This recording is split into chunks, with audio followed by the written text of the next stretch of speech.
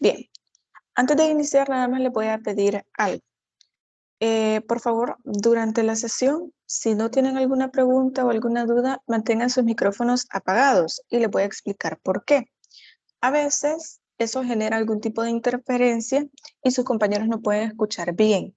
Entonces, la idea es pues que puedan escuchar bien la clase. Recuerden que también va a ser grabada, entonces ustedes van a tener disponible esta videoconferencia para volverla a escuchar.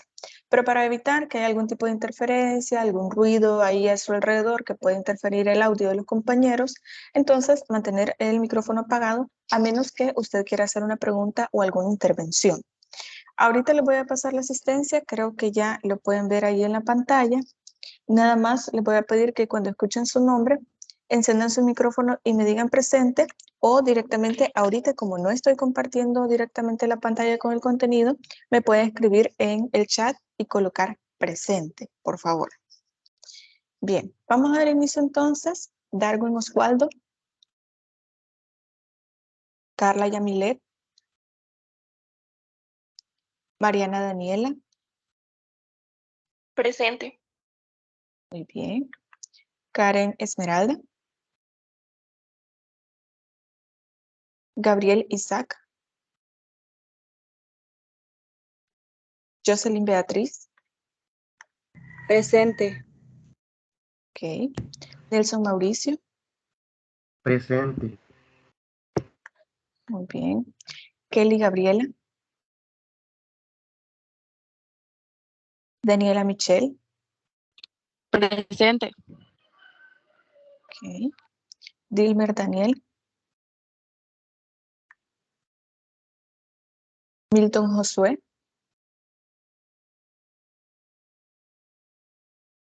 Katherine Claribel. Celeste Rubí. Alessandra Belén.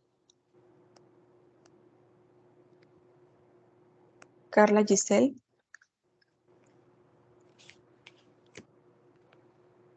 Clara Leticia. Presente. Ok. Martín Wilfredo.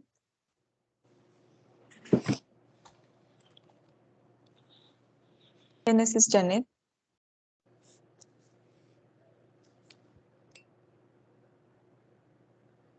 Gerardo Arquímedes.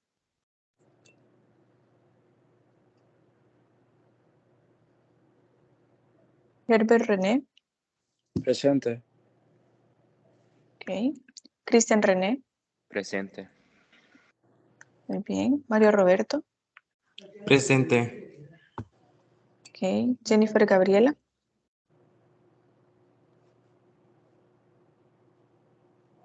Itzi Ariana. Presente. Ok. José Antonio. Muy bien. Odalis Selene.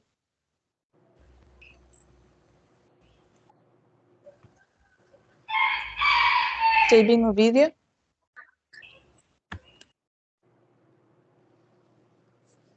Héctor Fernando. Presente.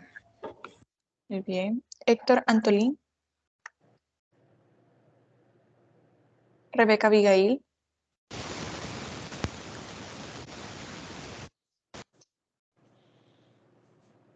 Génesis Gabriela. Presente. Ok. Herbert Emanuel. Presente. Muy bien. José Ángel. Presente. Daisy Yamilet. Verónica Alexandra.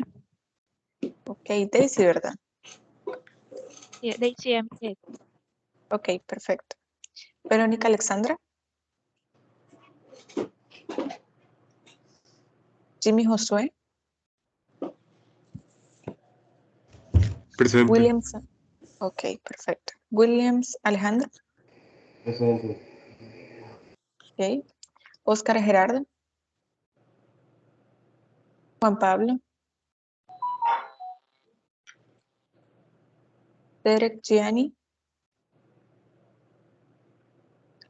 Luis Ernesto. Presente. Derek Yanni. Presente. Ok. Muy bien, ya los coloqué a los dos. Walter Adonis. Presente. Muy bien. A ver, Juan Pablo. Alexis Valeria.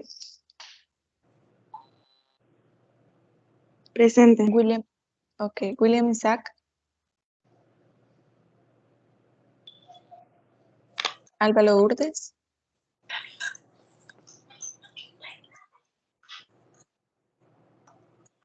Dalia Marcela. Presente. Ok, Isela. Anibet. Presente. Tatiana Galilea. Presente. Ok, Víctor David. Ok, Daniela Nicole. Presente. Gabriela Lisbeth. Presente. Cindy Vanessa. Melissa Ariday. Presente. Ok, Ashley Yulisa. Presente. Katie Nady.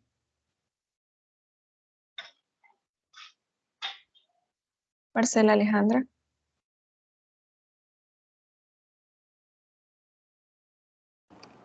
Ok, ¿alguien más que haga falta en asistencia de este día? Yolik. A mí no me mencionó, Lick. Ok, A mí tampoco no vamos, me mencionó. vamos. ¿Sus apellidos? ¿De quienes dicen que no los mencioné? Chica Díaz Guevara. Alvarenga. ¿Cómo pasó, Chica Guevara? Permítanme. Díaz, Alvarenga, Alessandra Belén. Ok, Sí. ¿alguien más? Alvarado. Permítanme. Alvarado, sí, los mencioné, pero creo que ingresaron después de haber mencionado sus nombres. Vamos a ver, ¿quién más? Claro Martínez. Claros Martínez. Calles Martínez. Ok, Chicas Guevara. Chicas Guevara, me falta Calles. Echeverría González. ¿Perdón? Echeverría González. Ok.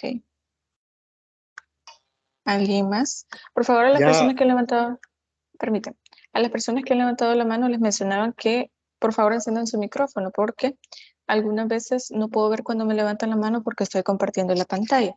Entonces solamente voy a agregar a las personas que me hacen falta y luego de eso ya vamos a iniciar. ¿Alguien más? Hernández Villator. Hernández Pietoro. ¿Ok?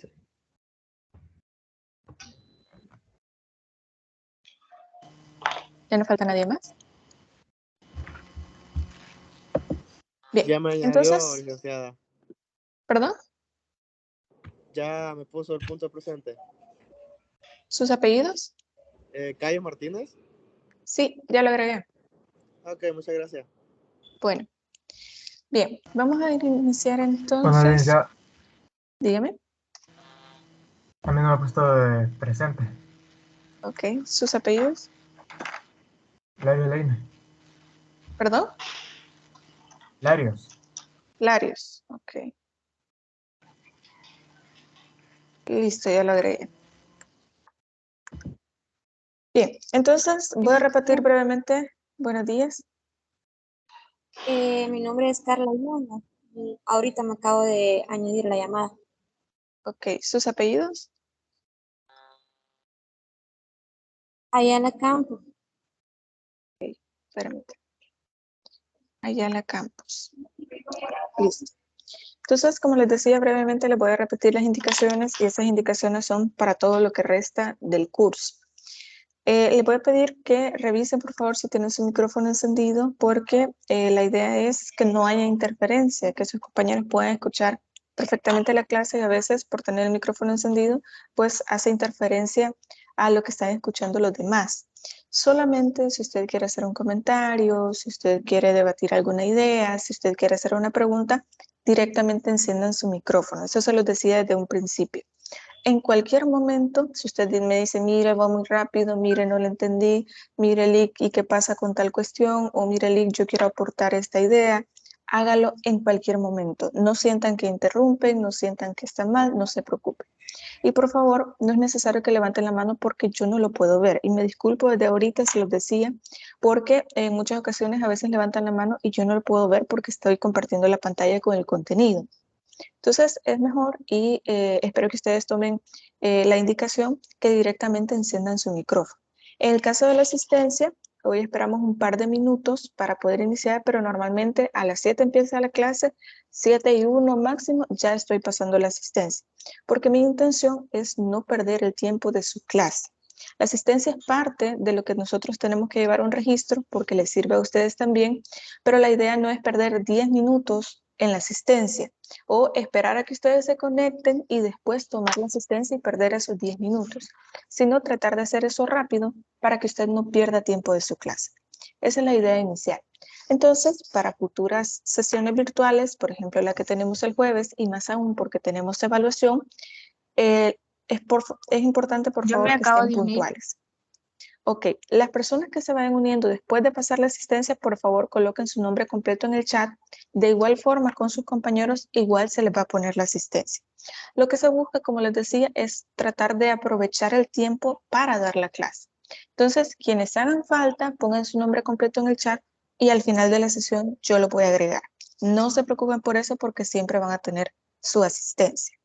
Entonces, como les mencionaba, la idea es aprovechar el tiempo para la clase del día jueves, sobre todo porque vamos a tener una evaluación, así que vamos a tratar de aprovechar el tiempo lo más que se pueda.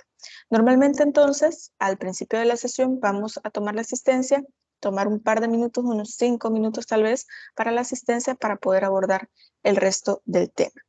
En este momento vamos a dar inicio entonces, les voy a compartir la pantalla con la sesión con la presentación, perdón, que teníamos pendiente. Recuerden que la sesión pasada quedamos pendiente porque tenía un evento institucional al que tenía que asistir y nos quedamos como unos minutos, salimos unos minutos antes de la sesión de clase. Y damos pendiente ahí una pequeña información, así que ahorita la vamos a abordar. Solo necesito que me confirmen, por favor, si ya pueden ver el contenido que estoy compartiendo, la presentación. Sí. Sí se ve. Ok, perfecto, Sí se ve. gracias. Ok, muchas gracias.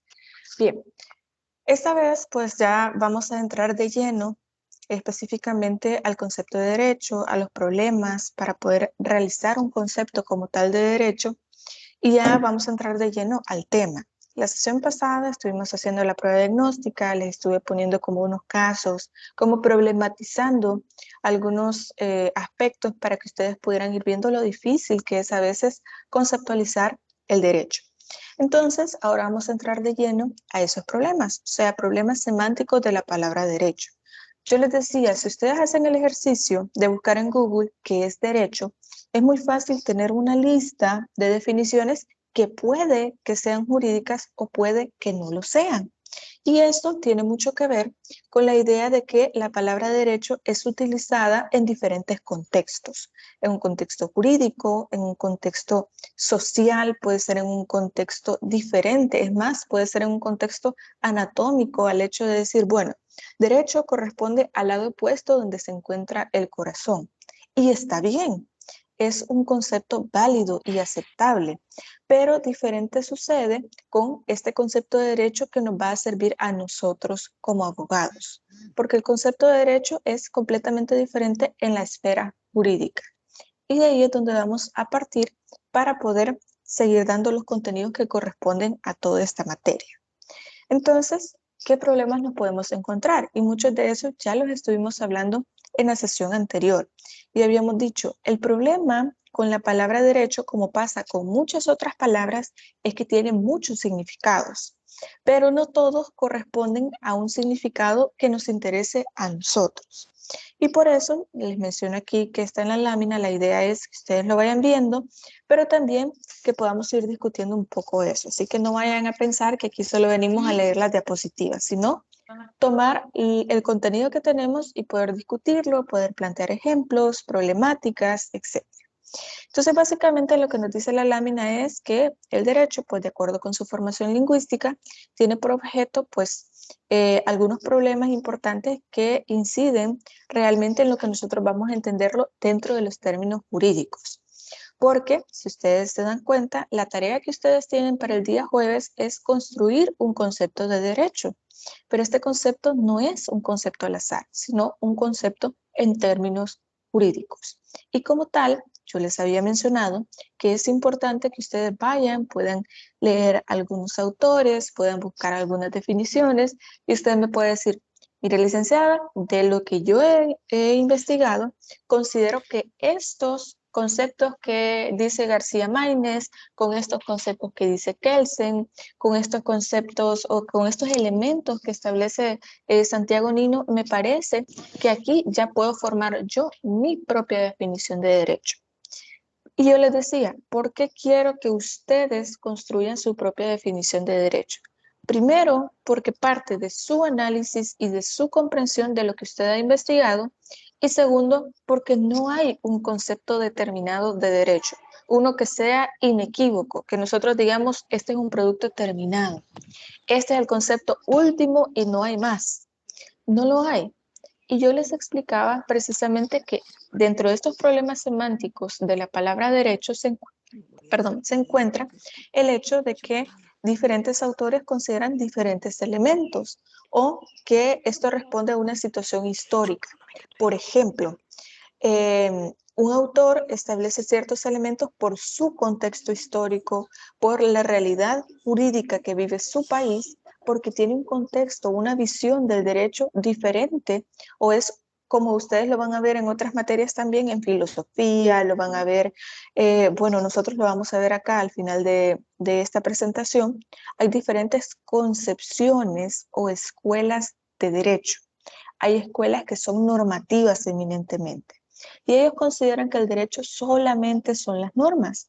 Y hay otro tipo de escuelas de derecho que consideran que el derecho es más que la aplicación de una norma, que hay principios, que la costumbre también pueden ser consideradas como fuente de derecho. Y bueno, no me quiero adelantar tanto en esa parte porque eso de forma paulatina lo vamos a ir viendo. Entonces, ¿qué es lo que sucede acá? Que no tenemos solamente un concepto jurídico como tal, sino tenemos muchos conceptos más que se pueden adecuar a la palabra derecho. Entonces, tenemos un ejemplo acá de se prohíbe perros en el parque. Si usted lee esta norma, si hay un rótulo ahí en un parque público y dice se prohíbe perros en el parque, ¿qué es lo que usted va a interpretar de esa norma? Significa entonces que usted puede llevar a su gato, que usted puede llevar una tortuguita, que usted puede llevar otra mascota que usted tenga, menos un perro. Pero ¿por qué nosotros podemos hacer esta deducción? Porque tenemos una norma que es clara y dice se prohíben perros en el parque. Ya usted entiende que esa norma le dice qué es lo que se está prohibiendo y dónde. Entonces, ¿qué es lo que usted va a hacer? Para cumplir esta norma, usted no va a llevar un perro a ese parque. ¿Por qué es importante este ejemplo? Porque en esta prohibición llevaría a que nadie pueda ingresar a un perro a ese parque. Pero, ¿qué pasaría entonces si alguien lleva un león? Y de hecho, este ejemplo lo plantea Carlos Santiago Nino y establece eso, que aquí hay una regla que se puede volver un poco imprecisa, porque se entiende que usted no lleva a su perro porque es su mascota, no lo lleva porque dice que está prohibido. Pero ¿será que esa prohibición también se puede extender a todos aquellos animales que son mascotas o no? ¿Será que usted puede llevar un animal exótico que no puede ser mascota? Realmente la norma es imprecisa en ese sentido. Y precisamente por eso es que nos enfrentamos al siguiente problema, que es la ambigüedad. Entiéndase ambigüedad refiriéndose al hecho de que no se entiende, no sabemos si es una cosa o la otra. ¿Se acuerdan que en la clase pasada yo les había puesto una imagen que era como un rótulo de esos que ponen en restaurantes, en lugares públicos, que decía se prohíbe fumar y las bebidas alcohólicas y había otro en el que se establecía que solamente se prohibía fumar? Significa entonces que si puede ingerir bebidas alcohólicas o hay una confusión ahí y no tenemos claro si se prohíben ambas cosas o no. Y ese es una representación de la ambigüedad, es decir, hay una confusión. No sé si es una cosa o la otra. No sé si se está prohibiendo el alcohol o si se permite porque los dos rótulos no coinciden y por lo tanto es ambiguo, es decir, es confuso. Entonces, la ambigüedad y la polisémica, en este caso entiéndase polisémica, en esta situación lingüística en la que una palabra tiene muchos significados y como tiene muchos significados, sea más de uno, es posible que nosotros no logremos entender específicamente el significado de la palabra derecho. Como derecho puede ser lo opuesto a izquierdo, como derecho puede ser que algo se encuentre recto, como derecho puede ser algo jurídico. Entendemos que existen diversas definiciones de derecho, pero la que nos interesa acá es precisamente la que tiene o la que implica un término jurídico. Pero como lo habíamos hablado también en la clase pasada, el mismo término derecho dentro del ámbito jurídico tiene diferentes significados. Ya lo habíamos hablado, puede ser como objeto o como parte objetiva, es decir, como norma jurídica como tal. También puede ser de forma subjetiva, es decir, verlo como una facultad, como un permiso, es decir, yo tengo derecho a votar, yo tengo derecho a vestirme como yo quiera, yo tengo derecho a venir a mi clase porque yo ya me inscribí, porque yo ya pagué. Eso es como una facultad, es desde el punto de vista subjetivo. Pero también hay una tercera vertiente que es ver al derecho como precisamente un saber jurídico, como una ciencia que se puede investigar. Entonces tenemos estas tres concepciones y todavía hay más de estas concepciones. Por ejemplo, se puede ver al derecho desde un punto de vista de interpretación, pero eso lo vamos a ver más adelante.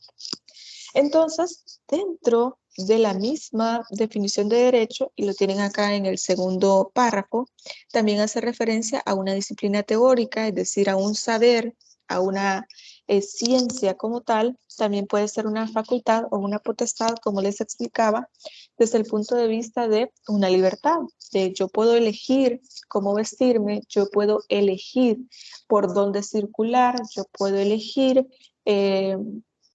si voy a votar o no, etc. Y también al conjunto de normas e instituciones que rigen una conducta en un determinado grupo social. Es decir, una norma como tal. Es básicamente una expresión jurídica que me dice a mí qué debo o qué no debo hacer. Como lo hablábamos en la clase, la expresión de el que matare a otro tendrá una pena de 10 a 20 años. Esto significa entonces, esta norma me está diciendo a mí, si usted tiene una conducta como esta, que es el hecho de quitarle o privar de la vida a otra persona, entonces va a tener una pena, o sea, una sanción de 10 a 20 años de prisión. Por lo tanto, esta norma me dice a mí, no lo haga, porque ese es un comportamiento desagradable para la sociedad. Porque robar es un comportamiento desagradable para la sociedad y va a tener una sanción. Porque violar a una persona es un comportamiento desagradable y tiene una consecuencia, o sea, una sanción, porque la sociedad no quiere que usted tenga este tipo de comportamientos. Pero también, así como me prohíben, así también me permiten hacer cosas. Por ejemplo, me dicen, bueno, todas las personas tienen derecho a votar, que el voto sea libre, que el voto sea secreto, etc. El voto es universal. Entonces, de esta manera, a mí me permite poder votar.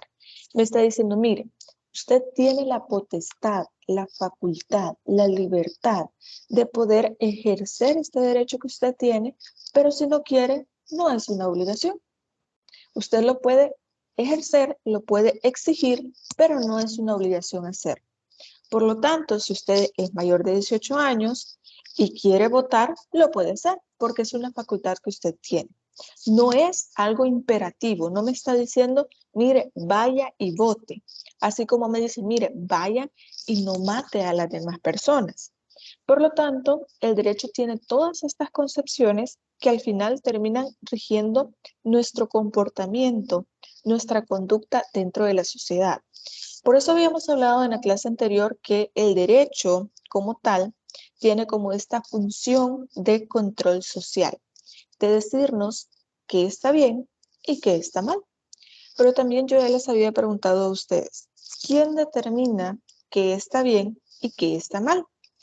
Para esto, pues no lo determino yo, no lo determina solamente usted, sino que se verifica que como sociedad, pues hay valores que son valores aspiracionales a los que nosotros queremos llegar, los que nosotros queremos cumplir. Por ejemplo, la justicia, por ejemplo, la equidad, la libertad, la dignidad humana. Y hay un gran listado más de de valores a los que nosotros queremos aspirar. Pero para esto más adelante vamos a ver las diferentes concepciones de derecho para ver qué tan vinculantes son estos derechos o no. El problema acá, y esto lo planteábamos en la primera clase presencial, y yo les decía, ¿qué es la justicia? ¿Quién va a determinar qué es justo o no? Y les mencionaba una definición de un autor que se llama Ulpiano, que es de la antigua Grecia, y él decía, la justicia es darle a cada quien lo que se merece. Pero ¿qué es lo que se merece cada uno? ¿Quién determina qué es lo que cada uno se merece? ¿En qué medida se le va a cumplir ese merecimiento, entre comillas, ese merecimiento a cada persona? Y ahí es donde entra el derecho. No es solo, miren, vamos a ser justos. ¿Cómo vamos a ser justos? Ok, vamos a ser justos o al menos tratar de ser lo más justos que podamos a través de la ley, a través del derecho, a través de la creación de normas que logren regir nuestro comportamiento de tal manera que todo eso negativo, que no es justo, que no es moral, que no está bien, que no es aceptable, que nosotros lo vemos como discriminativo, que lo vemos como negativo, tratar de detener esos comportamientos a través de la aplicación de sanciones, es decir, de una pena, ya sea de prisión, de una multa, que es básicamente de forma pecuniaria, es decir, de dinero, porque eso lo que hace es que la gente se detenga, o más bien se abstenga de comportarse de una determinada manera. Por eso es tan importante el derecho, porque lo notemos o no, nosotros nos detenemos de actuar de cierta manera en ciertos lugares, en ciertos espacios, con ciertas personas, porque hay normas. Por ejemplo, tradicionalmente en los bancos se establecía que usted no podía utilizar su teléfono dentro del banco. Ahora hay bancos que sí lo permiten, no hay ningún problema, pero ¿por qué? Porque esa era una normativa del banco. Y usted, si quería entrar a esa institución, a ese banco, tenía que cumplir una norma. Y no es una norma que se deba cumplir en todos los bancos, porque todos así lo quieren. No, pero era una norma de la institución. Y si usted quería hacer uso de esas instalaciones, de esos servicios de ese banco, debía cumplir con esa norma. No sé si se va entendiendo el ejemplo. Lo mismo es, por ejemplo, aquí en la institución, aquí en la universidad. Aquí se prohíbe fumar. En espacios abiertos, en espacios cerrados, se prohíbe fumar. Si usted quiere ser parte de la institución, hay un reglamento, y creo que ustedes se los han mencionado mucho. Hay un reglamento que usted debe cumplir. Y no es que en todos los espacios usted deba cumplir este reglamento. Este reglamento es únicamente con la institución. Y así hay normas que el Estado nos dice a nosotros, estas son las normas específicas para la colectividad de personas, para todos en general. Por eso, si ustedes se dan cuenta, yo les he mencionado lo que establece el artículo 128 del Código Penal, que dice el que matare a otro tendrá una pena de 10 a 20 años. En esta materia pongo mucho este ejemplo porque es el ejemplo más simple, más claro de una norma jurídica y ya lo vamos a ir viendo más adelante. Pero si ustedes se fijan, dice el que matare a otro. No dice el hombre, no dice la mujer, no dice, no lo especifica. Es una forma impersonal de poder establecer específicamente una conducta, el que matare a otro. Como les digo, no establece si es un hombre, si es una mujer, porque es para todas las personas. No importa quién sea, no hay que matar a nadie. No dice el adulto, no dice el niño, no dice el adolescente, dice el que matare a otro. De tal forma que estas normas son aplicables a todas las personas, al menos de nuestro país, porque también ya vamos a ver precisamente cuando una norma va a ser aplicable aquí en El Salvador, cuando nuestras normas son aplicables aquí en El Salvador, cuando pueden ser aplicables en otro país o cuando las normas de otro país pueden ser aplicables acá. Y esto también ustedes lo van a ver en la materia de Derecho Internacional Público y Derecho Internacional Privado, pero eso va a ser más adelante. Entonces, el problema de la ambigüedad del derecho es que no logramos determinar de todas estas definiciones que tenemos cuál se va a aplicar en algunos casos o a qué definición nos estamos refiriendo en casos en específico. Otro problema que nosotros tenemos para determinar qué es el derecho es la vaguedad. El concepto de derecho es tan vago porque a mí me dice, bueno, usted tiene ciertas facultades, tiene, por ejemplo, ciertos permisos de, por ejemplo, usted se puede vestir como usted quiera, pero vestirme como yo quiera implica entonces que en todos los espacios yo me voy a vestir como yo quiera porque tengo la libertad de hacerlo. Como me dicen que tengo libertad de circulación, entonces yo puedo ir caminando por una propiedad privada. Si yo tengo libertad de expresión, entonces yo puedo decir lo que yo quiera, ir e insultar a autoridades, yo puedo ir e insultar a los diputados, al presidente, al alcalde, la alcaldesa, etc. ¿Puedo hacer lo que yo quiera? No, no significa eso. Y también yo les decía que en este caso pues es importante tomar en consideración esta tan famosa frase que dice el respeto al derecho ajeno es la paz. ¿En qué sentido? Yo tengo derecho que yo puedo exigir que si alguien transgrede mi derecho, yo puedo exigir que se le imponga una pena a esta persona, ya sea prisión, multa, etc. Yo lo puedo exigir, pero también yo tengo que respetar el derecho de la otra persona. Por ejemplo, yo me puedo vestir como yo quiera y yo decido cómo vestirme. Pero de pronto, si otra persona se viste de una forma que a mí me parece, no sé, risible, que a mí me parece inapropiada, que a mí me parece, no sé, que tal vez me da pena ajena, no sé, la razón que sea. Él está o ella está ejerciendo su derecho. Y por lo tanto, yo no le puedo decir, no deberías vestirte así. Yo no le puedo decir, yo en tu lugar me sentiría mal porque andas vestido de forma ridícula, etc. No, porque esta persona está ejerciendo su derecho. Lo que sí es cierto es que hay lugares donde pues hay que tener una vestimenta apropiada.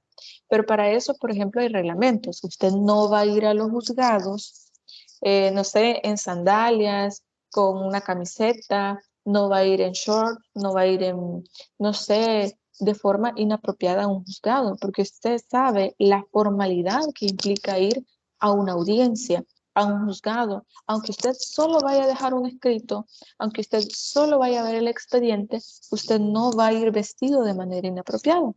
¿Por qué? Porque la misma situación amerita que usted cumpla con una formalidad. Eso es solamente un ejemplo. Pero como les decía, este es un ejemplo de la vaguedad, porque hay una falta de precisión en cuanto al alcance de este término. Y en este caso, pues se afirma que la vaguedad tiene un carácter extensional, puesto que lo que se pretende es conocer el significado de este término y de sus alcances, es decir, los objetos a los que se le aplique el derecho. Yo no puedo decir que un derecho en específico, por ejemplo, el derecho a la vida, se le va a respetar a todas las personas del mundo porque la Constitución salvadoreña lo dice. La Constitución salvadoreña rige el territorio salvadoreño, pero puede ser que en otros países del mundo no se respete esto. Por ejemplo, aquella política que tenían allá en China de que solamente podían tener un hijo. Y si tenían más hijos, al momento de nacer los mataban y los colocaban en una bolsa y los desechaban. así, tal cual. Así de crudo como se escucha, así tal cual, así era. ¿Y esto va en contra al derecho a la vida? Sí, pero allá tienen una política diferente. No podemos esperar o exigir el cumplimiento de una norma que aquí en El Salvador se establece desde la Constitución. Pero ya vamos a ir profundizando sobre eso. Entendemos entonces que la ambigüedad es el hecho de tengo muchas definiciones y de todas esas definiciones no sé cuál es la que se va a aplicar a este caso. Pero también tenemos la vaguedad. Ok, ya sé cuál definición de derecho en términos jurídicos tengo, pero es muy vaga. Es decir, no es concreta en lo que se especifica. Yo ya sé que es derecho subjetivo, una facultad, un permiso, pero resulta que no sé qué tan extenso es este permiso. No sé qué tan extensa es esta facultad. Y por eso se considera que es un término vago. Y también se establece que para poder determinar qué es el derecho hay que tomar en cuenta que tiene una fuerte carga emotiva. ¿En qué sentido? Pues el solo hecho de decir o de enunciar la palabra derecho ya significa algo para nosotros. Por ejemplo, cuando un gobierno se califica como democrático, no solo se le va a atribuir ciertas cualidades diferenciales respecto de otros gobiernos, sino también resulta difícil soslayar un dejo de aprobación por parte del emisor del lenguaje, que a veces es aprovechado para suscitar la adhesión del auditorio. En palabras sencillas, básicamente el hecho de que usted diga es que este gobierno democrático está no solo diciendo, perdón, no solo está diciendo de manera sutil que los demás no lo son, sino también está queriendo que su público, quien lo escucha, tenga como, pueda cambiar esa percepción que tiene del gobierno y decir, ah, no, sí, este gobierno es democrático y es cierto porque ha hecho esto, esto, esto y esto y pueda llegar a convencerle a usted. Por eso se dice que las palabras tienen mucho poder. Por eso es que nosotros vemos el término derecho desde un inicio para poder determinar de qué va a tratar toda esta materia. Entonces, establecer un conjunto de normas como derecho supone un compromiso por parte de todos nosotros para poder cumplirlo. En este sentido, pues se comparten las soluciones que ellas ofrecen, es decir, el contenido de estas normas. ¿A qué vamos con todo eso? El solo hecho de que usted le diga, no, mire, este comportamiento que usted tiene está normado o está integrado en una norma como una prohibición, implica que usted ya sabe que no lo va a volver a hacer.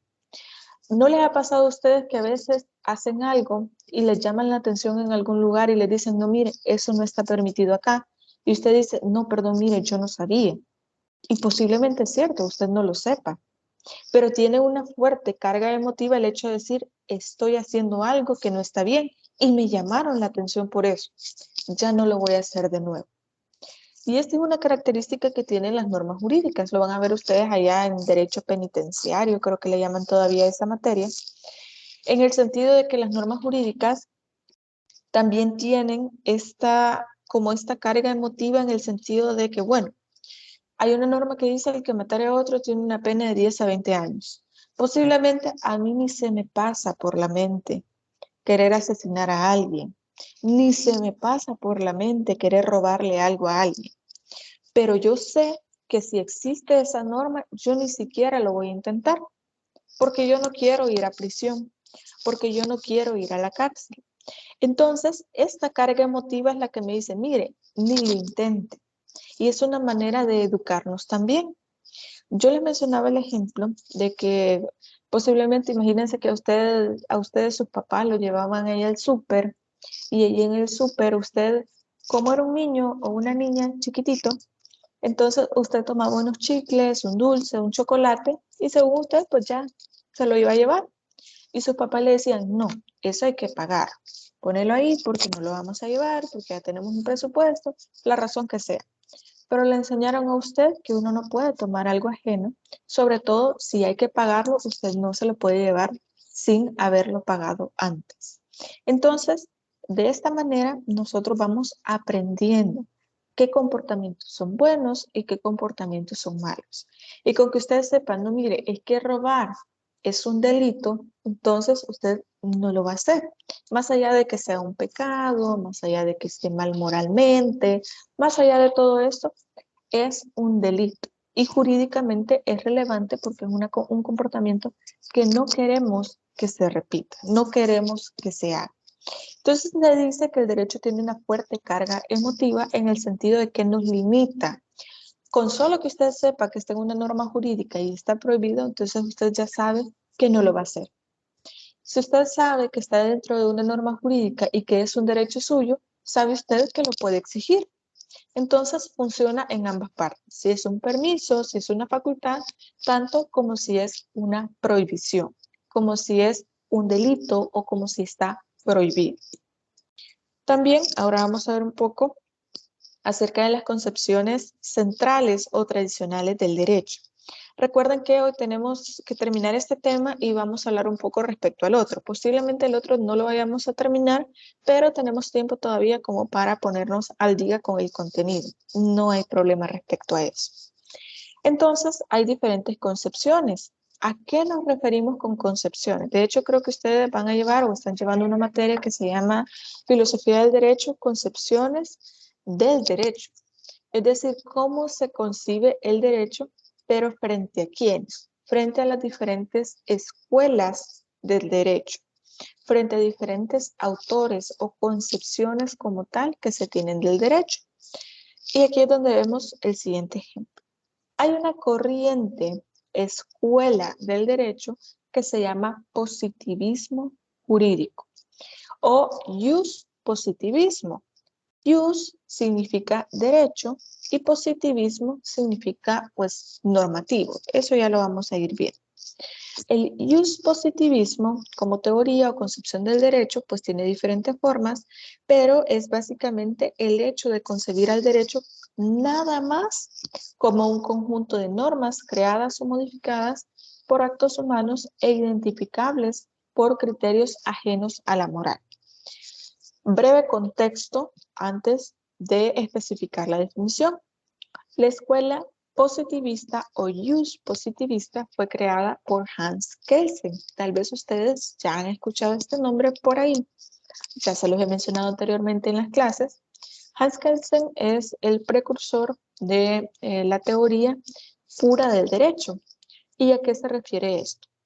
Pues bueno, yo les hablaba también en clase que antes con el derecho canónico era muy conocido, era muy normal el hecho de que el derecho y la religión casi que eran uno mismo, que no había una separación entre la religión y el derecho. Y yo les mencionaba que era tanto así que el presidente o el primer ministro o el gobernador de un país le preguntaba al Papa si estaba bien una decisión que quería tomar. Tanto era la intervención de la iglesia que tenían que pedirle permiso al Papa para tomar ciertas decisiones. En este sentido, entonces, hablando del positivismo, se consideraba entonces que eso no tenía, que la religión no tenía nada que ver con el derecho. La teoría pura de Hans Kelsen lo que establece es el hecho de depurar al derecho de todo aquello que no sean normas jurídicas. Tanto así que él planteaba que el derecho solo son las normas. Esto significa que no va a haber intervención de la iglesia, que no va a haber una intervención de la moral, que no va a haber una intervención de lo político, que no va a haber una intervención de terceros que tengan otro tipo de interés que no sea la norma jurídica. Por eso se establece aquí en la presentación que para el positivismo jurídico, solo lo que se ha creado como una norma jurídica va a ser considerado derecho.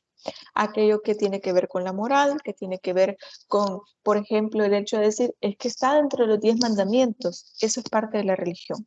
Eso no se toma como derecho. Sin embargo, tenemos vestigios de eso que teníamos dentro de la iglesia, de la concepción de la iglesia con el derecho, porque usted lo ve en los 10 mandamientos, no matarás, no robarás, etc. Y nosotros lo tenemos como un delito.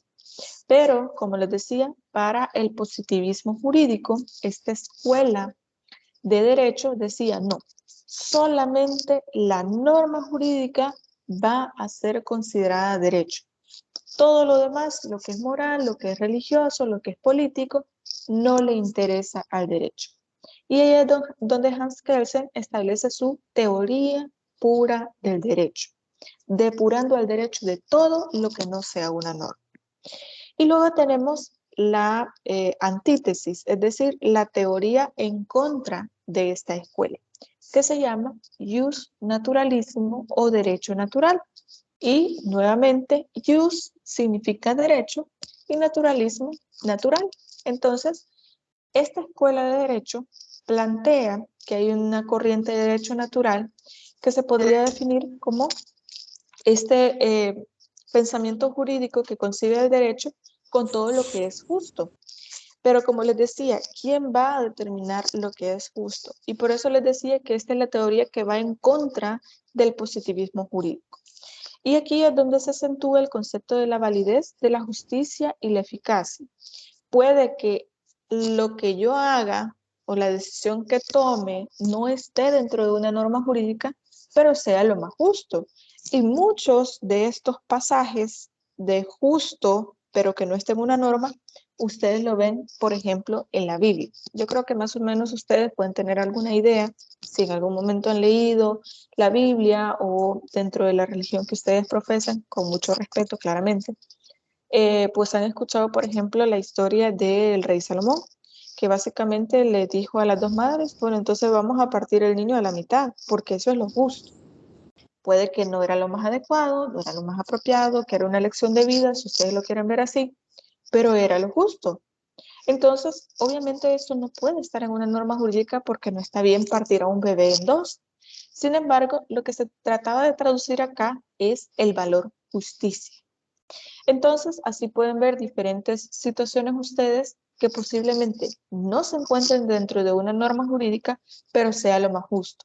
Y no crean, aún los jueces a veces tienen casos que no hay una norma para ese caso. Son tan atípicos que no hay una norma que lo pueda resolver, porque son situaciones sui generis, se le llama, es decir, son tan raras en el género normal del derecho que no hay una norma para poder resolver.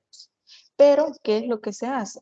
El juez debe buscar una solución apegada a derecho con todos estos principios que nosotros vamos a ver más adelante, pero que sea la más justa posible. Entonces, pero bueno, regresando al naturalismo, en este caso, pues es una aproximación al derecho natural cristiano y racionalista. ¿Por qué se dice que es cristiano y racionalista? Porque precisamente nos dice el naturalismo que Dios nos dio el raciocinio para saber qué es lo que está bien o qué es lo que está mal, qué es lo justo y qué es lo injusto. No necesitamos tener normas jurídicas para saber qué decidir, qué cosas debemos hacer y qué cosas no debemos hacer. Por ejemplo, yo les decía en la clase, miren, tal vez la compañera que estaba allá al frente tenía un teléfono súper nuevo, el último que ha salido, y puede que yo no lo tenga. Entonces, a mí se me puede hacer fácil que ella está distraída y yo solo lo voy a tomar y me lo voy a llevar y me lo voy a quedar. Entonces, según el derecho natural o el naturalismo, dice que Dios me dio a mí el raciocinio para saber que eso está mal. ¿Por qué? Porque es algo ajeno, porque Dios está viendo todas mis actuaciones y Dios me ha dado el raciocinio para saber que lo que estoy haciendo no es lo apropiado, no está bien y que yo voy a tener un castigo por eso que yo estoy haciendo. Y ustedes me van a decir, ay, pero Mirelik, pero, ajá, o sea, la idea de Dios, sí, muy bien, pero eso no es derecho. Ahora bien, esta escuela de naturalismo ya es muy poco aceptable, digámoslo así, porque sí es cierto, nosotros tenemos derechos naturales, por ejemplo, el derecho a la vida es un derecho considerado como un derecho natural, porque Dios nos ha dado la vida y yo no le puedo quitar la vida a otra persona, en la concepción de que solo Dios le puede quitar la vida a los demás. Sí es cierto que hay ciertas posturas del derecho natural que tienen un sentido racional, útil para el derecho, pero el problema y el debate acá es la religión, porque quienes son ateos, quienes profesan una religión que ve el punto de vista natural desde otra perspectiva, pues no les va a hacer mucho sentido. O quienes son ateos van a decir, bueno, yo no creo en Dios, entonces ¿quién me va a decir a mí lo que es justo, lo que es injusto? Entonces, esto es bastante discutible. Sin embargo, son posturas o escuelas aceptadas. Otra explicación acá, precisamente de la teoría de Dios naturalista, es que pues viene de la teología, es decir, donde Dios es el creador del derecho, donde Dios me da la posibilidad a mí de saber qué está bien, qué está mal, qué es justo, qué es injusto, y me da conceptos axiológicos. La axiología es la ciencia que estudia los valores, entiéndase de esa manera. Y también que son teorías universales, justas, válidas, así como inmutables. Pero imagínense que lo que rigiera en el derecho de forma general fuera el naturalismo. Aquí en El Salvador, pues nos regiría de una manera el naturalismo, pero allá en Medio Oriente, donde tal vez lo que ellos tienen es el Corán, donde se la piden mujeres, donde se le dan latigazos, no sé si vieron eso de con todo esto del mundial en Qatar, pues era mucho más común escuchar, no, es que yo no me voy a comportar de esta manera porque si no me van a dar latigazos en una plaza pública, etcétera, me van a poner una pena de tal situación que es propia de lo que ellos por su religión creen, entonces por eso no lo voy a hacer, porque ellos creen en digamos, una religión diferente a la que nosotros tenemos. Y no podemos decir que es de carácter universal, que es 100% válido, porque va a diferir dependiendo de las creencias religiosas que usted tenga. Y también uno de los precursores de esta escuela fue Santo Tomás de Aquino, que creo que ustedes lo conocen por esa frase de hasta no ver, no creer, porque él fue quien la escribió. Y él sostiene que es aquella parte del orden eterno del universo originado en Dios que es asequible a la razón humana. Es decir, todo este conocimiento del universo de Dios, pero que nosotros en nuestro raciocinio podemos identificar qué cosa está bien, qué cosa está mal, solamente porque Dios nos dio la posibilidad de entender. Y ningún orden positivo tiene la fuerza obligatoria si no concuerda con los principios del derecho natural. Para ellos, el hecho de que esté dentro de una norma da lo mismo porque a mí lo que me rige es precisamente mi propio raciocinio. Yo no necesito una norma que me diga qué tengo que hacer o qué no puedo hacer porque ya yo misma sé qué es lo que está bien y lo que está mal porque Dios ya nos enseñó qué es lo que está bien y qué es lo que está mal. Y tenemos la teoría positivista, que es básicamente lo que ya les he estado explicando, que es una teoría kelseniana, que lo define como la imposibilidad de conocer racionalmente valores objetivamente, puesto que esto depende siempre del mismo sujeto. Básicamente lo que critica Kelsen es el hecho de que, pues, posiblemente yo puedo utilizar la idea de que Dios me enseñó qué es lo bueno y qué es lo malo, para manipular mis valores. Yo puedo decir que yo tomé el teléfono de la compañera porque Dios me dijo que eso era lo justo, porque como yo no tengo el celular más nuevo, lo justo es que yo pueda acceder a él a través de la compañera que se descuidó y lo dejó ahí en el pupitre. Entonces yo puedo manipular esos valores o puedo hacerlos a mi conveniencia. Y a través de esto que él se dice, no, hay que hacer normas que sean obligatorias y que se vayan depurando de esto que puede ser maleable, que puede ser manipulable. Yo puedo decir hoy que lo justo es tomar una decisión X, pero como mañana a mí me conviene tomar otra decisión, yo puedo decir que lo justo es tomar una decisión Y. Si lo traducimos a la actualidad, es como que un juez hoy diga, bueno, yo no tengo normas jurídicas, yo lo que tengo es el jus naturalismo y entonces voy a resolver a través de valores. Con estos valores yo voy a resolver el siguiente caso. Pero resulta que hoy me conviene a mí o se me ocurre resolver de una manera y mañana pues apelando a otro valor o dándole un sentido, una interpretación diferente a otro valor, simplemente decido resolver de una manera diferente. Entonces, aquí es donde nosotros tenemos este problema.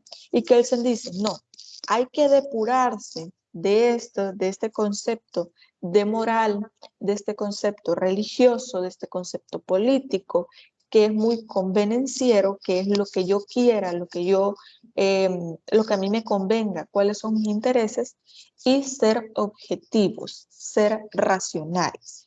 Entonces, en este caso se ve el derecho nada más como un mandato. Y ojo, un aspecto importante de la teoría positivista, es la formalidad. ¿Por qué? Porque para el positivista solamente lo que es una norma, o sea, lo que es, una norma como tal, va a ser considerada como derecho. Pero ¿qué se necesita para crear una norma? Ah, ahí viene Kelsen y dice, es que una norma va a ser todo aquello que pase por el proceso de formación de la ley para ser considerada norma. Pero ahí también tenemos otra crítica bastante fuerte, porque a veces el hecho de estar creando normas una y otra y otra y otra vez puede generar que tengamos dos normas que versen sobre la misma situación y que lo resuelvan de manera diferente. O por ejemplo, puede llegar a suceder que usted esté normando algo de forma irracional. ¿En qué sentido? Pues bueno, yo puedo crear una norma y pasar por todo el proceso de formación de la ley para una situación que no es aplicable. Y yo siempre pongo este ejemplo que es, digamos, solamente es una broma, digámoslo así. Yo les puedo decir, miren, si fuera diputada yo diría, mañana vamos a crear una norma para cuando los extraterrestres vengan aquí a San Miguel. Y luego hago una broma porque la vez pasada que estuvimos en clase yo dije algo y ustedes me dijeron, no, es que se veía seria y realmente era una broma. Y les repito esto, que es una broma, porque básicamente el hecho de crear una norma para una situación que podría ser casi imposible, que no sabemos cuándo vaya a pasar, no sabemos si vaya a pasar, pues sencillamente es inútil crear normas sobre cosas que no están sucediendo. Pero ya vamos a llegar a la parte en la que vamos a establecer para qué se crean las normas, para qué creamos nosotros un ordenamiento jurídico. En este caso les decía que la formalidad es sumamente importante porque si no pasa por todo este proceso de formación de la ley, entonces para Kelsen no existe. No me pueden obligar a mí a cumplir una norma que no existe. Y si no existe, esto significa que yo lo puedo hacer. Y luego tenemos el realismo jurídico, que esta es otra concepción y creo que esta ya es la última para poder pasar al otro tema y justamente ya nos quedan como 40 minutos para el otro tema. Y el realismo jurídico es básicamente una concepción jurídica que pone énfasis en el derecho considerado como una práctica social, como un fenómeno esencialmente fluido. Básicamente es el hecho de que nosotros podamos ir resolviendo dependiendo de la situación. Les pongo el ejemplo. En Estados Unidos se utiliza mucho el realismo jurídico porque si ustedes se fijan, pues ahí ellos tienen enmiendas, tienen como ciertas reglas, pero normalmente los jueces resuelven respecto a lo que ellos consideran más justo. Pero ¿cuál es el peligro de esta escuela? Lo que yo les explicaba anteriormente. Bueno, yo como jueza puedo resolver hoy una cosa de un caso X y puede que dentro de un mes yo tenga un caso exactamente igual, pero yo lo resuelva de otra manera.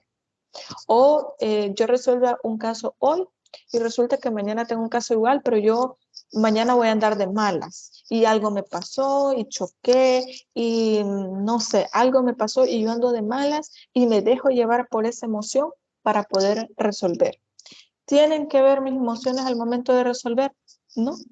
Yo tengo que aplicar una solución al conflicto dentro de los parámetros del derecho que sea lo más cercano a lo justo, lo más cercano a la verdad, pero no puedo involucrar mis emociones. Claramente somos seres humanos, nos podemos equivocar y más adelante ustedes en la carrera se van a dar cuenta de que nos equivocamos y nos equivocamos bastante.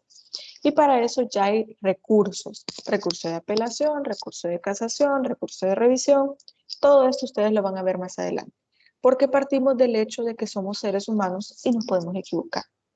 Pero es muy peligroso este realismo jurídico que allá en Estados Unidos le funciona, pero por lo menos acá nosotros hemos hecho un análisis respecto a esto de que no nos podemos dejar llevar nada más por eso.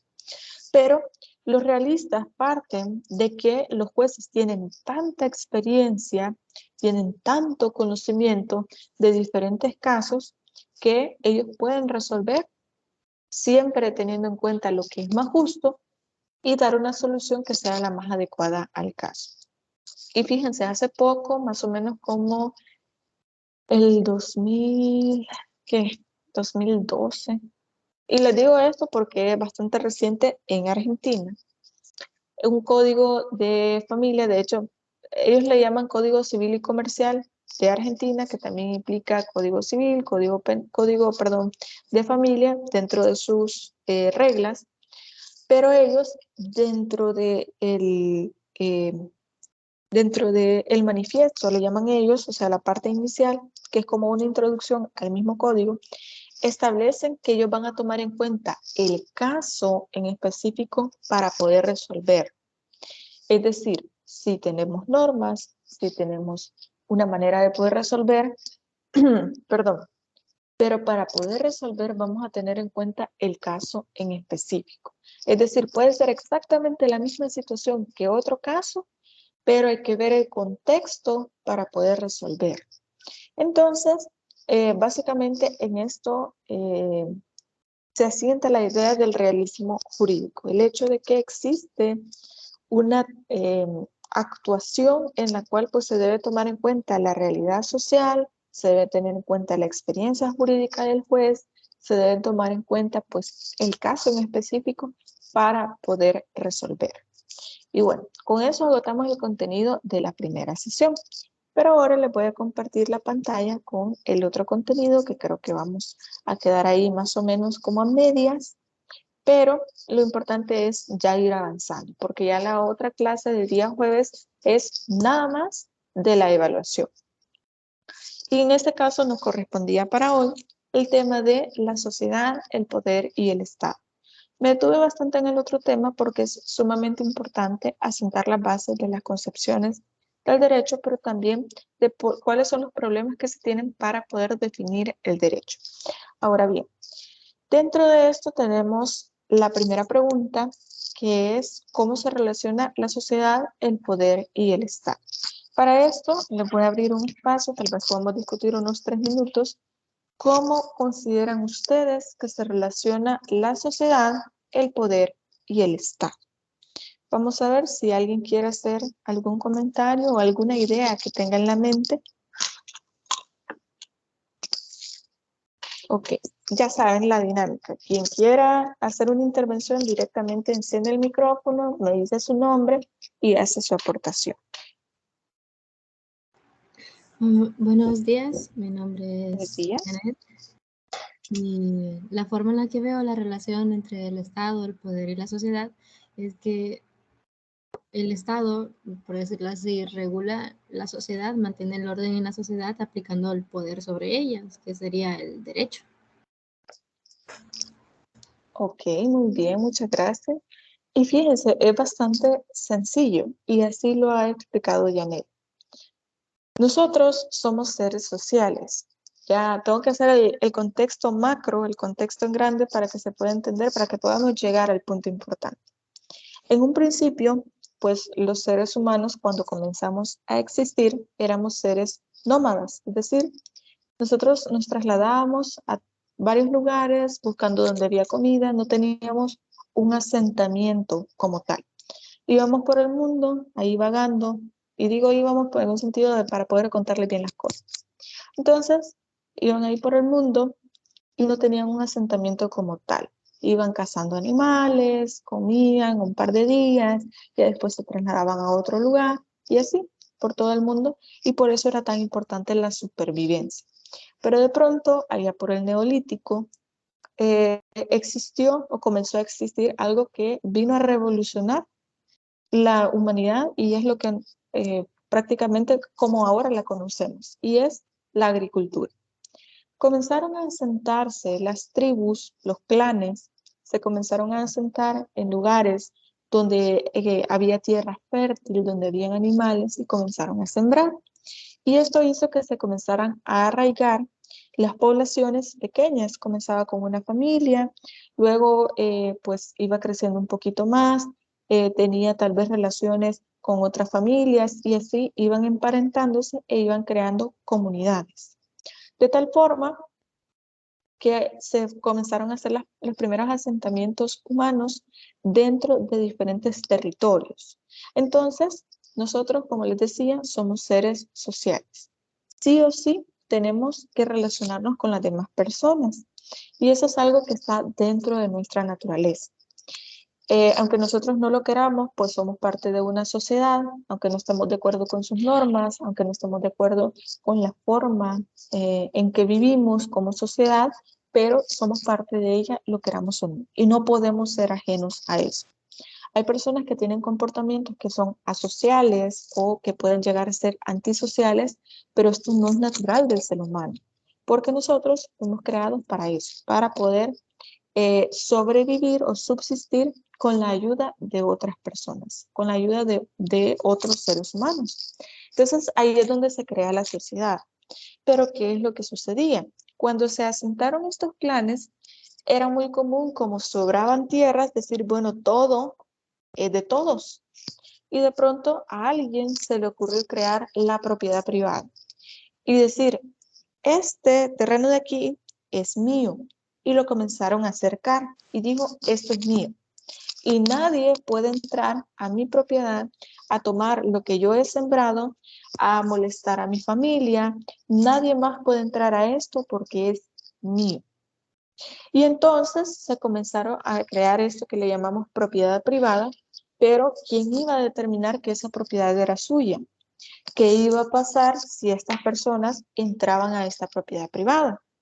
Entonces se creaba aquello que habíamos hablado en clase, que era el código de Hammurabi, ojo por ojo, diente por diente. Mataban a una persona de mi familia, entonces yo tranquilamente podía ir a la casa de la persona que lo mató, matar a esa persona y a toda su familia.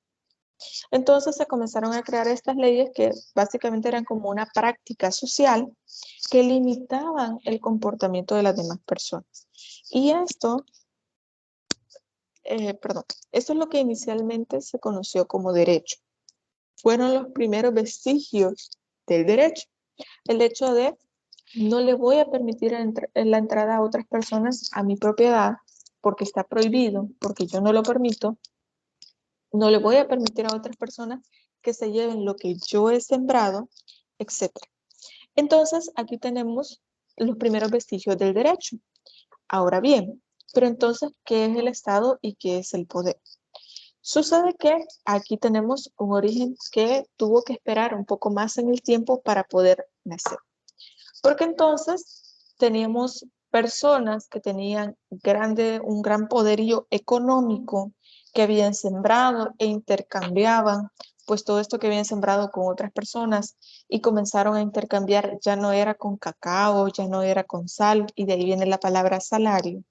Ya no era, por ejemplo, con cambiarlo por espadas, cambiarlo por alguna arma que necesitaran, sino que ahora ya lo cambiaban por oro o por plata. Y así fue como ciertas familias o ciertas personas se fueron enriqueciendo. Y resulta que tenían un poderío económico mucho mayor que las demás personas. Y ahí es donde comienza, por ejemplo, en Francia, esta idea de pues tener reyes, tener personas que tenían un gran poderío, tenían como este abolengo, el gran apellido, etc. Y tenían plebeyos, o sea, tenían personas que estaban a su servicio, tenían sirvientes. Entonces se comenzó a notar que había como una injusticia porque muchas veces estos sirvientes o estas personas eran las que sembraban, las que hacían todo el trabajo y quienes eran reyes solamente sacaban provecho de esto o ponían unos impuestos que eran casi que dejaban en la pobreza a las personas que realizaban todo el trabajo, y esto significaba entonces que quienes hacían el verdadero trabajo pues nunca iban a poder salir adelante, que toda la riqueza iba a ser para el rey. Y ahí es donde tenemos a Luis V, me parece que es, que dijo, yo soy el sol, y dijo, soy yo el que estoy en el medio de todo. No, aquí no se hace nada si no soy yo quien lo decide. Y ahí es donde vemos la manifestación del poder. Él decidía cuánto se iba a pagar de impuesto, qué se iba a hacer con lo que se había cosechado. Él decidía quiénes morían, qué negocios tenía cada familia. Si a él no le parecía, podía decir que una familia ya no se dedicara a hacer espadas. Bueno, muchos ejemplos. Ya ustedes posiblemente lo han visto en diferentes series, lo han leído en algunos libros, lo han visto en algunos documentales, etc. El punto es que después de esto vino la Revolución Francesa, y a través de la Revolución Francesa lo que se logró es precisamente algo que se llama división de poderes y la creación de un Estado. El Estado es una ficción legal, es una creación del derecho, que es básicamente la creación de una figura que va a regir a todo un territorio, porque los elementos del Estado, ustedes lo van a ver en Teoría del Poder y del Estado, son la población, el territorio y el poder o la soberanía. En este caso tenemos estos tres elementos, y lo que se hacía es que se determinaba un espacio físico, las personas que vivían dentro de ese espacio físico, y se establecía el poder o la soberanía.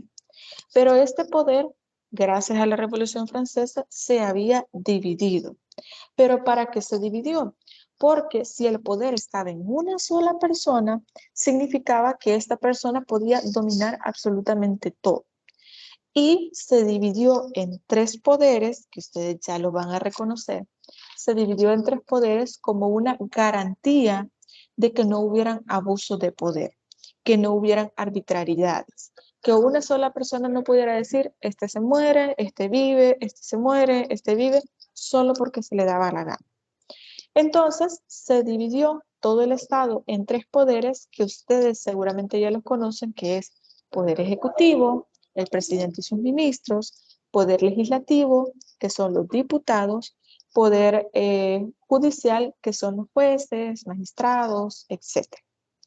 Esto significa que ellos están de alguna manera rigiendo al Estado, pero de alguna manera ellos están interrelacionados. Por ejemplo, el Poder Ejecutivo crea las leyes que las aplica el Poder Judicial, y el Poder Ejecutivo se encarga de gobernar, de establecer los medios para que se pueda gobernar. Entonces, están interrelacionados, pero hay una tesis, o sea, una idea de separación de estos poderes. Y ahí es donde se interrelacionan. Nosotros como sociedad le damos el poder a quienes nosotros elegimos, es decir, a los diputados, al presidente. Los jueces pues tienen un proceso de elección un poco diferente, que eso lo van a ver ustedes después, pero que aplican lo que ya se creó a través de la Asamblea Legislativa para que puedan aplicar este poder de una manera justa dentro del Estado, es decir, dentro de nuestra sociedad. Entonces, esta es la interrelación que se tiene. Para poder ejercer el poder es necesario crear un Estado, pero ese Estado se crea a través de nosotros como sociedad. Pero en esta clase, pues vamos a partir de lo más básico, que es la sociedad, que es algo súper importante para el Estado, porque sin sociedad no existe. Es más, ustedes van a ver en Teoría del Poder y el Estado que sin la población, sin nosotros, no existe el Estado. Sin las personas que vivan en el territorio salvadoreño, no existe el Estado salvadoreño. Así de sencillo. Imagínense ustedes que tenemos un Estado, pero no tenemos territorio. No tenemos dónde vivir. Ni territorio marítimo, ni territorio físico, o sea, en esta superficie terrestre. Entonces, imagínense, no existe el Estado. Entonces, todas las personas necesitan relacionarse sí o sí para la creación de sus fines, para el logro de estos fines, para solución de problemas, para la satisfacción de necesidades, porque es claro que nosotros no podemos vivir si no estamos en sociedad. Pero esto significa entonces que, como claramente puede suceder, podemos tener conflictos. Por ejemplo, imagínense su día a día. Usted posiblemente tiene que venir aquí a la universidad, después tiene que ir al banco, después va a una tienda a comprar algo, va a la farmacia, etc. Pero este es su día a día, relacionarse con otras personas. Aunque usted no quiera, de alguna manera, en algún momento lo va a tener que hacer. Pero eso también significa que yo puedo tener problemas o conflictos con otras personas. Por ejemplo, si usted va a la farmacia, compra algo, usted paga con un billete de $20, algo que valía $1, por ejemplo, y no le quieren dar el vuelto. No le quieren dar, los otros $19. Usted está teniendo un conflicto con otra persona. Y para esto se crea el derecho, para resolver estos conflictos, así de pequeñitos como otros conflictos mucho más grandes. Es inevitable que nosotros tengamos diferencias, que tengamos conflictos, que tengamos problemas, porque como seres humanos, así como nos equivocamos, así también pues podemos cometer un error, podemos también tener conflictos con otras personas. Pero también para poder, se necesita el derecho para satisfacer nuestras necesidades más básicas.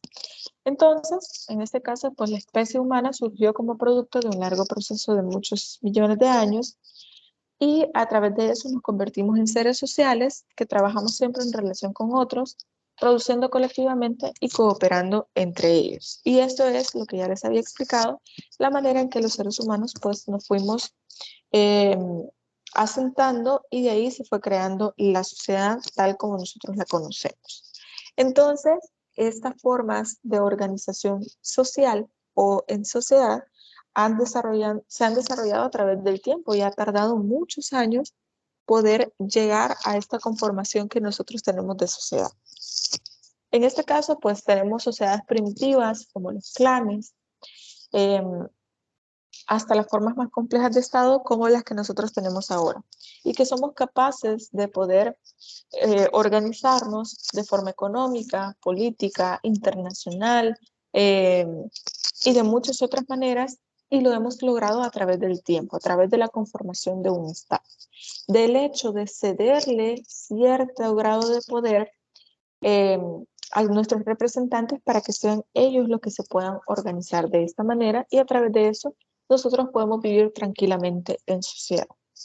Pero también con esta organización surge la división del trabajo, como pues en ese momento los clanes se dedicaban algunos como artesanos, algunos como agricultores, otros como comerciantes, otros como ganaderos, etc. Y cada uno tenía un rol que cumplir dentro de la sociedad, pero todo esto era para el desarrollo social y el bienestar común. Porque imagínense que, bueno, unos sembraban maíz, otros sembraban, por ejemplo, café, otros sembraban, tenían otro cultivo, y resulta que usted necesitaba de todos, necesitaba un poquito de cada uno. Necesitaba un arma porque era muy común tener que ir a pelear en guerras y todo eso. Necesitaba un artesano que hiciera las espadas. Y bueno, de eso les puedo poner varios ejemplos también. Pero lo que quiero llegar es que todo esto provocó que existiera un poder que fuera distribuido, que no pudiera centrarse en una sola persona. Y por eso cuando se habla de poder tiene diferentes significados. Y esto es bastante impreciso. Y también se establece que hay diferentes tipos de poderes. No solo existe un tipo de poder. Y para esto, pues, les recomiendo un libro. De hecho, que antes en las presentaciones que hacía precisamente de este tema, incluía varias historias de este libro, pero sabía yo que por cuestiones de tiempo, pues hoy no íbamos a terminar si colocaba esas historias ahí. Pero si ustedes quieren, las podemos identificar y las podemos discutir un poco en clase, que son historias reales, o sea, historias de la humanidad como tal, pero en donde se pueden evidenciar cada uno de estos tipos de poder. Y entonces, este libro se llama 48 leyes del poder. Y ahí cuentan varias historias y cómo se manifiestan cada uno de estos tipos de poderes. También Ernesto Iturralde nos establece que hay diferentes tipos de poder. Y en esto está el primero, que es el poder coactivo. Ya vamos a ir viendo cada uno. El poder coactivo o poder de castigar. Es básicamente el hecho de que pues se le permite ser amenazador, se le permite ser punitivo, coercitivo a través de sanciones, reprimendas, multas, acciones legales, ruptura de relaciones, entre otros factores. El poder basado en la fuerza. Yo sé que seguramente ustedes no están tan familiarizados con palabras como punitivo, coercitivo,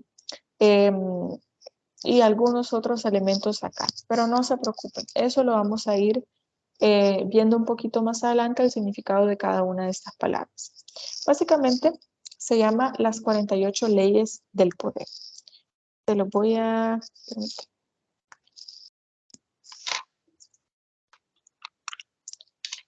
Le voy a compartir la pantalla con la portada del libro para que ustedes la puedan ver. Es una lectura recomendada. No vayan a pensar que yo les voy a mandar a leer ese libro. No. Si ustedes quieren, lo pueden leer. Realmente es muy interesante por las historias que establece ahí, pero como les digo, no les estoy diciendo vayan y léanlo porque es para la clase. No. Es una lectura... Ah, ok. Perfecto. Me agrada. Ok. Bien. Muchas personas dicen que es como una forma de manipulación y tal vez ahí usted nos puede dar el review del libro, pero básicamente ahí lo que se establece es cómo el poder se ha manifestado en diferentes esferas de la misma sociedad. A veces nosotros creemos que estas técnicas manipulativas, entre comillas, pues solamente se dan en la actualidad porque son cosas que nos interesa crear como, digamos, lo que a mí me conviene en la otra persona. Ahora es como que está de moda eso, pero realmente es un tema que viene desde hace mucho tiempo y son varias historias que él le va contando respecto a cómo se manifiesta el poder y cómo se ha logrado un objetivo a través de estas técnicas o a través de estas manifestaciones del poder. Pero ahí está, por si ustedes lo quieren leer, qué bueno que la compañera ya lo leyó, pero bien. Entonces, tenemos este poder coactivo de castigar. Básicamente es el hecho de amenazar a una persona y decir, si no haces esto, vas a tener un castigo. Y es básicamente lo que el Estado hace con nosotros. Nos dice, bueno, si usted roba, va a ir a la cárcel. Si usted no paga sus impuestos, entonces se le va a poner una multa. Si usted hace X cosa, va a tener X consecuencias. Entonces, básicamente, el poder punitivo, como ya lo establece acá en la presentación, es el poder que tiene el Estado de ejercer a través de la fuerza una norma en específico. Es decir, que la misma norma le va a decir, si usted no cumple, entonces se le va a aplicar esta consecuencia. Luego tenemos el poder de premiar o de gratificar, que este se basa en una recompensa de variadas índoles, pueden ser económicos, incentivos, ventajas sociales, reconocimiento público, promoción jerárquica, que era muy común antes, por ejemplo, ser nombrado caballero de X cosa, pero solamente se hacía algo en específico. Por ejemplo, hay quienes se pueden sentir recompensados con un sincero gracias, con una mirada profunda, con una placa de reconocimiento o pueden ser gratificados con dinero. ¿A qué se refiere esto? Pues bueno, por ejemplo, dar una recompensa a una persona que pueda hacer X cosa. Es bastante común, o más bien era bastante común encontrar dentro de la historia personas que eran, por ejemplo, si el rey les decía, miren, los voy a premiar si ustedes van y navegan el mar tal para encontrar tal tesoro. O si ustedes encuentran a tal bandido que andamos buscando, entonces se les va a dar tal recompensa. Permítanme, por favor.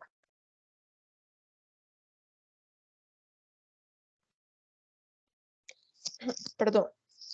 Entonces, este era un poder que lo que hacía era básicamente mover a las masas para que hicieran algo y poder lograr algo a cambio, es decir, una premiación, una gratificación o un reconocimiento.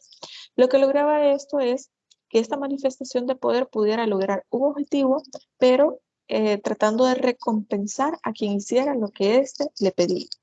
También tenemos el poder de la información, que para quien ha leído este libro se va a dar cuenta que antes era muy común el hecho de tener espías, de decir, bueno, si encontrás tal información, entonces yo te voy a premiar. Porque era muy común, antes pues la comunicación no era como está usted ahorita en Instagram, en Facebook, viendo qué publicó tal persona, allá al otro lado del mundo, no era así. Entonces lo que hacían era mandar a otra persona como espía para que fuera hasta otras tierras para saber específicamente qué estaba haciendo o si el otro ejército, cuántas personas tenía, qué armas traía, qué tan preparado estaba, para que pudiera regresar a tiempo, para que nuestro ejército se pudiera preparar. Entonces, el poder de la información era súper importante. ¿Qué está haciendo el otro rey? ¿Qué están haciendo las personas de tal tierra que se están organizando para poder hacer un golpe de estado, etcétera? Y aquí lo menciona también que tener fuentes de conocimiento a veces causa o no, confiere el poder de la información. Un pequeño dato en el momento preciso puede generar un futuro diferente, solo si sabemos qué hacer con tal información. Entonces, este es otro tipo de poder que se daba dentro de las mismas sociedades en la historia. Tenemos otro tipo de poder que es el poder normativo, que es quizá con el que nosotros estamos mucho más familiarizados, que es básicamente tener una norma. Es aquel que acepta como norma e incluso como una legalidad no escrita y aceptada, usualmente influida por el microentorno.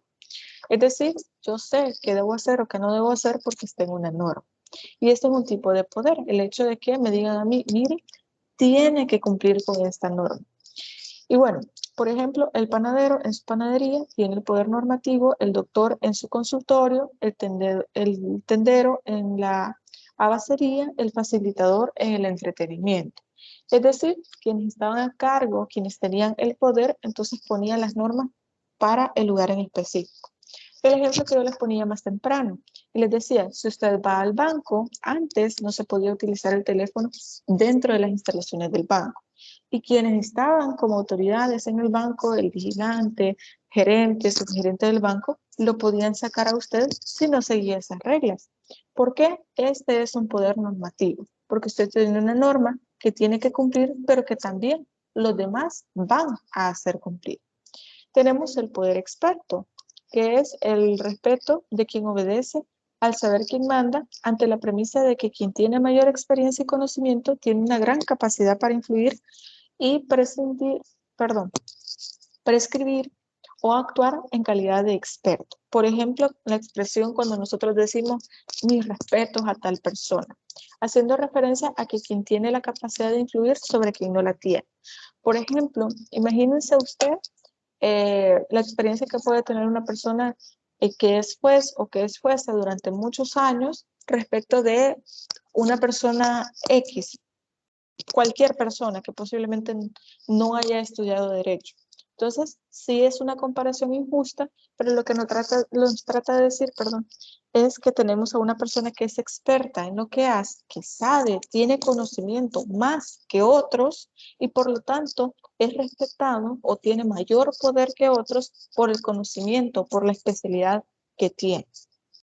Tenemos el poder carismático. No me detengo mucho en esto porque esta parte pues ya directamente en los laboratorios no se la puede evaluar. Solo es para que ustedes conozcan los tipos de poder que existen. Entonces voy rapidito en esta parte porque como les digo, esto no se lo voy a evaluar en ningún laboratorio y tampoco en el parcial. Luego tenemos el poder carismático, que es básicamente el poder de convicción de la persona que se da a través de la seducción, del carisma, de la calidad del argumento, del encanto que tenga la persona. Y así usted puede ver, por ejemplo, cuando usted va a elegir un diputado, va a elegir un presidente, un alcalde, a veces la gente se deja llevar mucho, es que qué guapo es que me convenció, es que cómo habla, es que es tan bonita, es que esto, etcétera, pero se dejan llevar por el poder del carisma, de la seducción, de cómo se ve, y no precisamente de la calidad del argumento. Si realmente es lograble todos estos fines o todos estos objetivos que tiene, si no, nos basamos en el carisma de la persona. Y bueno, esta es una habilidad escasa que se puede aprender, que es imposible de aprender, que es innata y poderosa y que mueve multitudes. Personas que tienen cierto carisma, que tienen cierta seducción ante las demás personas, pues logran estos objetivos, pero no siempre es nato esto que se pueda lograr hacer. Tenemos el poder de las relaciones. Básicamente es el hecho de saber conectar con las personas, de tener influencia, como nosotros lo conocemos. El hecho de, bueno, no lo puedo hacer yo, pero sé quién lo puede hacer. Pero conozco a alguien que me puede hacer ese favor. Pero sé de alguien que que pueda conocer a la persona que va a realizar ese trabajo. Entonces el poder de relacionarse. Y esto históricamente también ha sido sumamente importante. El hecho de poder conectar con otros que tienen el mismo poder, pero que me pueden ayudar a mí a lograr el objetivo que yo tengo. Ahí pueden ver, por ejemplo, historias de Cleopatra, pueden leer historias también de vikingos. Bueno, en diferentes culturas se ha podido ver el poder de las relaciones y cómo el hecho de tener influencias o tener conexiones ha hecho que se pueda lograr ciertos fines. Y ojo, con esto no estoy diciendo usted haga lo mismo cuando vaya a ser juez, cuando vaya a ser magistrado, cuando vaya a ser procurador. No, haga bien su trabajo nada más. Porque a veces la gente considera que el hecho de tener conocidos en ciertos lugares va a poder hacer que haga mejor su trabajo y no es así. Pero bueno, esa es otra cuestión.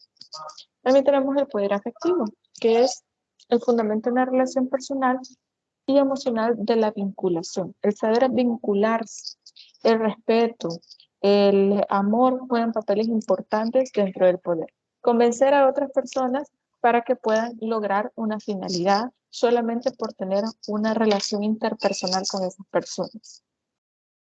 Y también hay otros tipos de poderes. Y ahí tenemos, por ejemplo, la forma de organización del Estado, que se puede referir a un poder político. También la sociedad pues, es cada vez más compleja y tiene diferentes formas de organización. Y a través de esto, pues, se puede establecer qué tipo de Estado tenemos nosotros.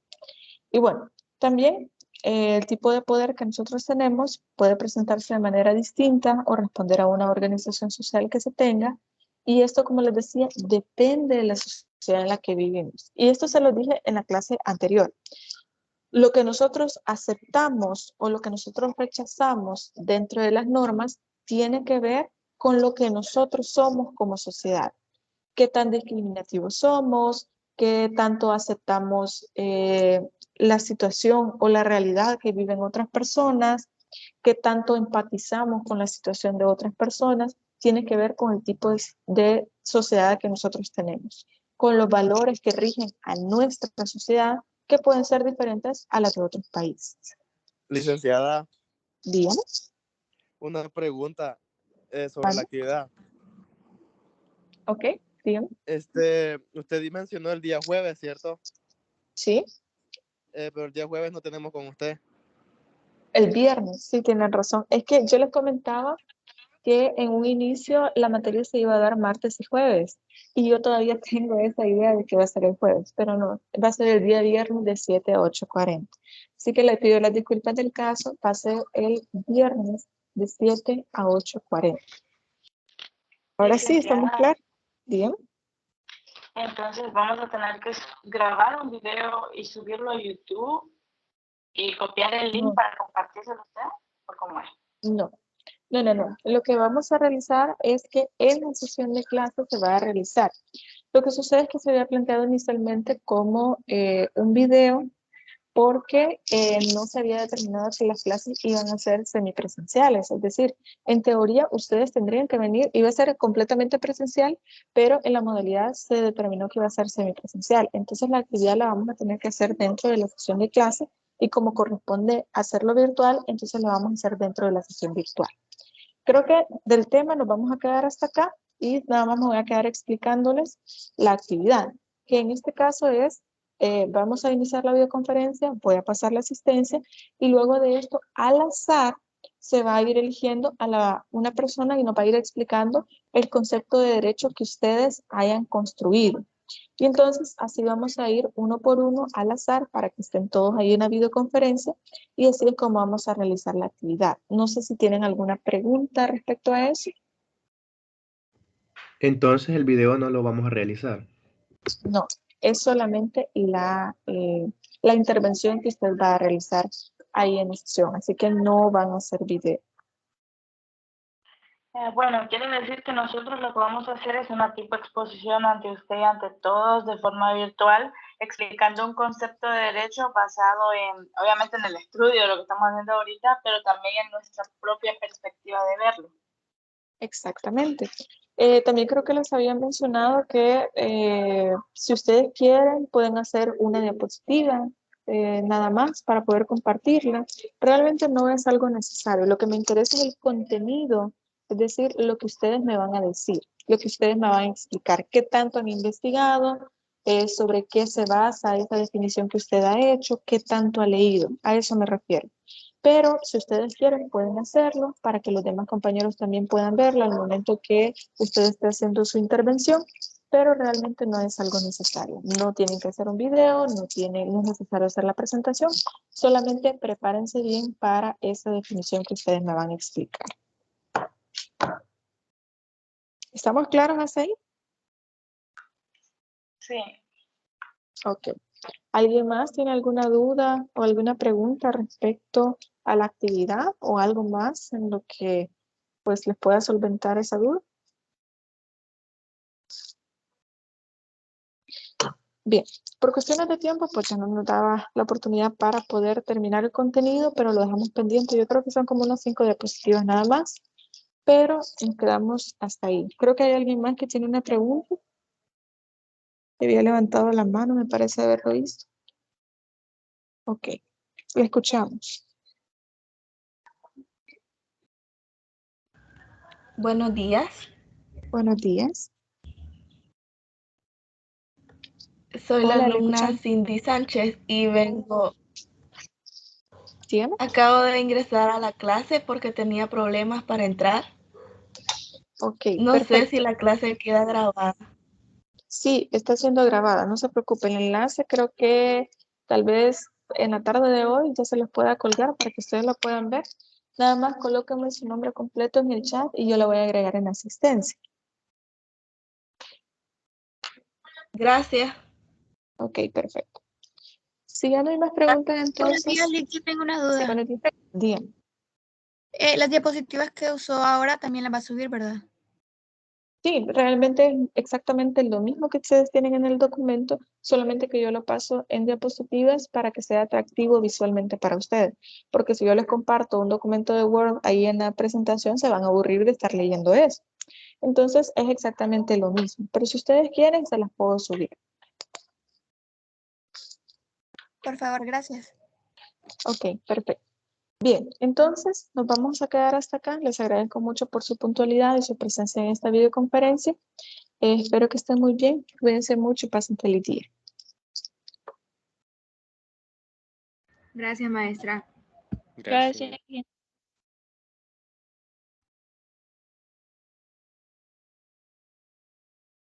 Bien, feliz día a todos.